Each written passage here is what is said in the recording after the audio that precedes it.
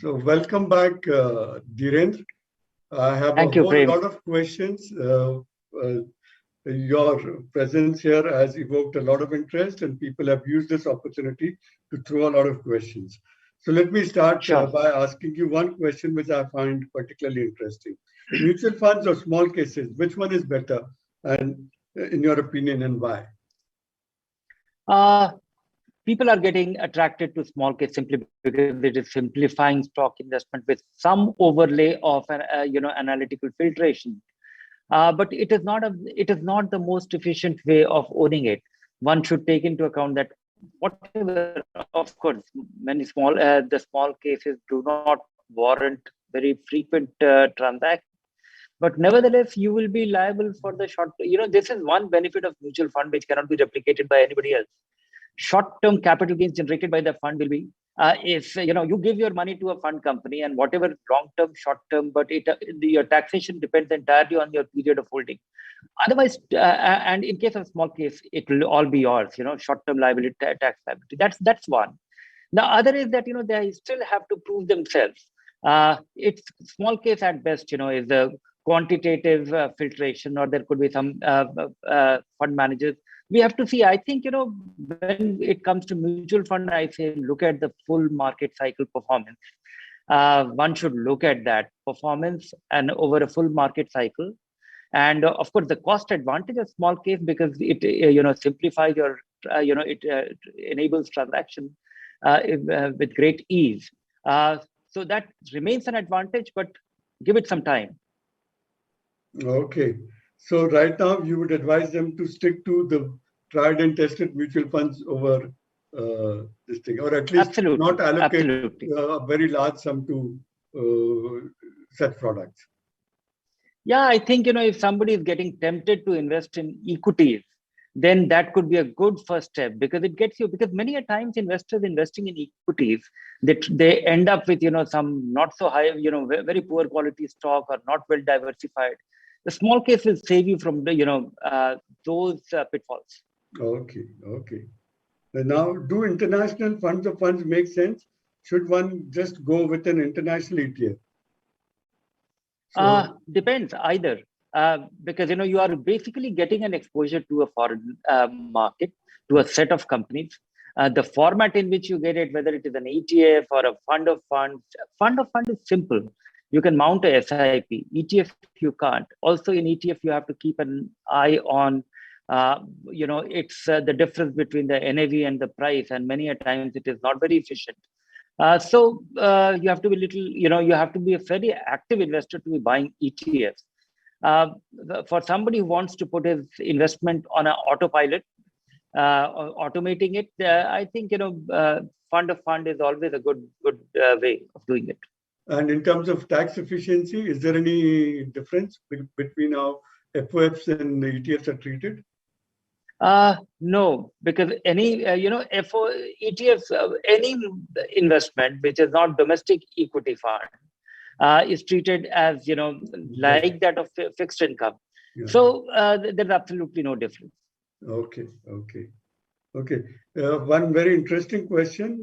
Lots of NFOs are coming nowadays. Should we go for them or should we choose existing funds? Choose existing fund, because the only thing one should not look at past performance, but whatever you can derive the character of a fund is from the past performance. So let them prove themselves. Okay. Does it make sense to invest in large cap mutual funds considering their bloated AUMs?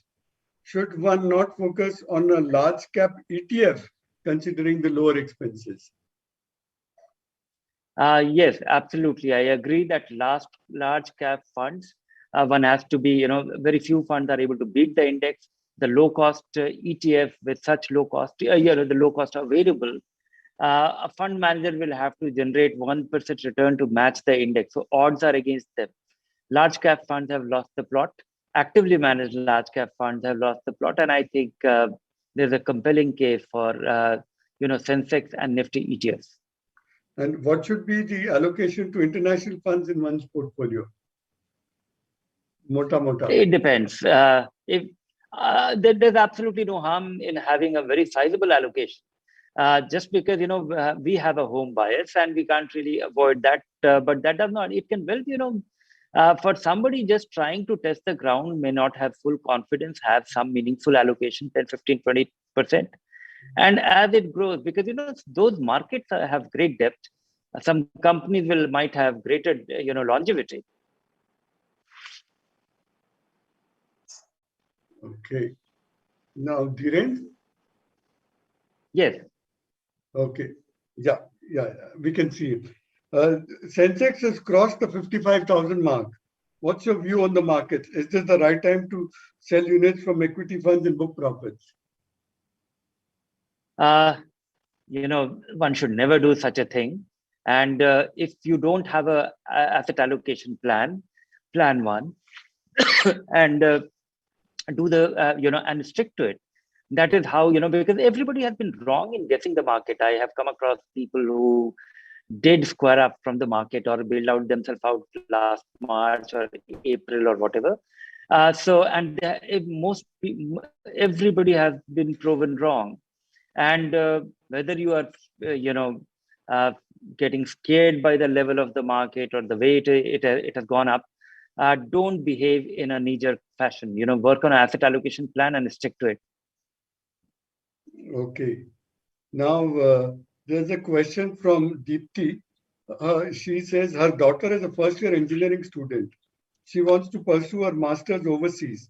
How can we accumulate some corpus to reduce dependency on bank loan? So she's essentially talking about an investment horizon of 4 to 5 years, because if she's in the first year and then going for masters. Yeah, so 4 to 5 years, and I think that's not enough time, and that too you'll save and then start deriving.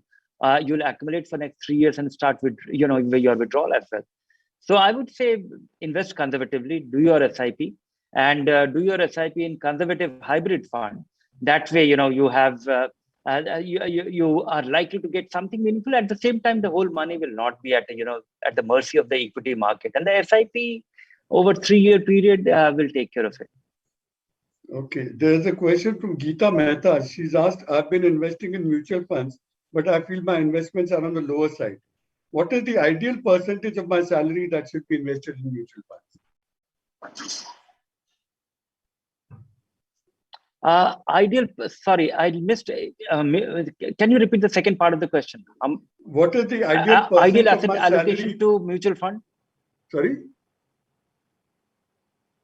Oh, don't worry about this. I don't think any expert can or anybody can answer this. Just see how much all the money that you can save, do your budgeting, keep some margin, and invest all of it. Now, where you invest, it could well be mutual fund or a small part. If you don't have an emergency fund, build that up, and after that, all the money that you can save. Nobody else can actually help you with this. Okay. Does SIP date have anything to do with performance? Which date is more suitable for SIPs? Rohan Bharti. Oh, don't bother about it. If there is, if there somebody might come up with some theory, but it doesn't matter. It could be, it will be completely random. Just choose a date which is convenient to you and get going. Okay. What if my schemes are not performing well? This is an often asked question. There are actually some other people also who've asked the same question. This is, funds not doing well. Now you have to define 2 things which you have to keep in mind. For how long the fund is not doing well, and what is the definition of not doing well? Is it unable to beat the index? It is unable to beat the peers? If that is so, give it 2 years time and then get out of it. Okay.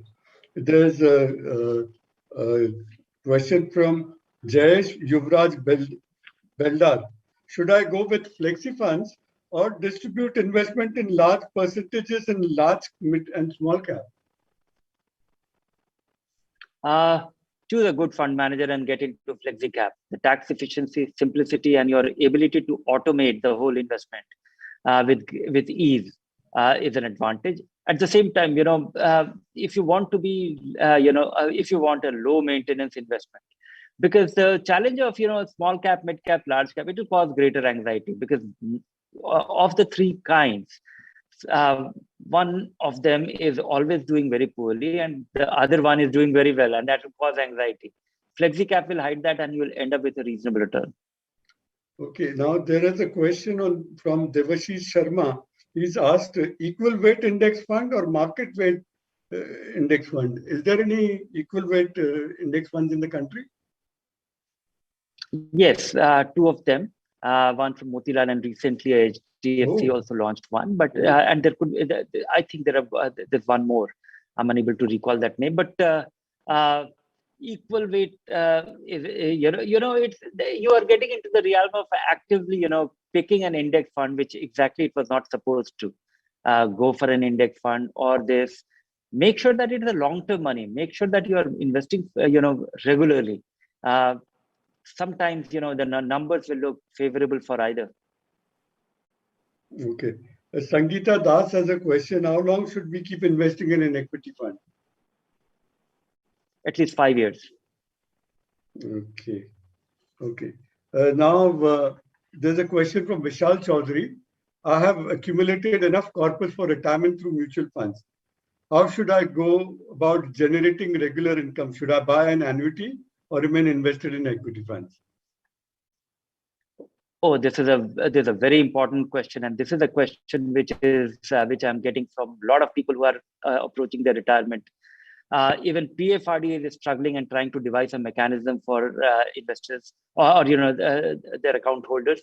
Don't go for annuity. We have very poor design of annuities in this country. The yields are low, and most Indians also want to leave a larger state. So the annuity which will not leave anything, where you can't leave the state, will yield you 7.5%, which may not be good enough. Inflation adjusted ones will actually get you even lower. So I would say work with some advisor, devise a withdrawal plan, decide on the asset allocation, and work on a withdrawal plan which should not exist. We should not be more than about 6.5%, and the asset allocation accordingly. And believe in that, and then change your keep that flexibility of changing a little bit. Plus minus 5%, depending on the state of the market. And after, if you are able to carry on with this plan for 2-3 years, I think you will build a margin of safety, and then you will also be in greater control, and you will eliminate the risk of not outliving your savings. Okay, so I come across many articles which list top 50 and top 100 mutual funds. How seriously should I take these rankings?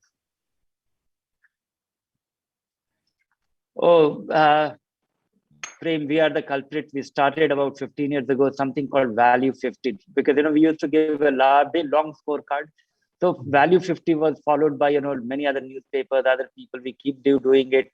I would say that if I have to choose, if I have to handpick great funds in India, I will exhaust, leaving beyond liquid fund and ultra short-term bond fund, capital preservation and liquidity. I will fall short of ideas or great choice beyond 30 funds. So and of that, for any individual investor, not more than 4 or 5 will be useful, because you can build a complete portfolio, well diversified portfolio, reflecting the brilliance of the finest of fund managers, different styles, different segments of the market with these 4 or 5 funds. So I would say that any list which is beyond 25-30 is not useful, and you have to get even more focused. Okay, the ideal number of mutual funds to hold, if the amount invested is large, it is for the long term, and it should reflect across asset classes. How many would you recommend?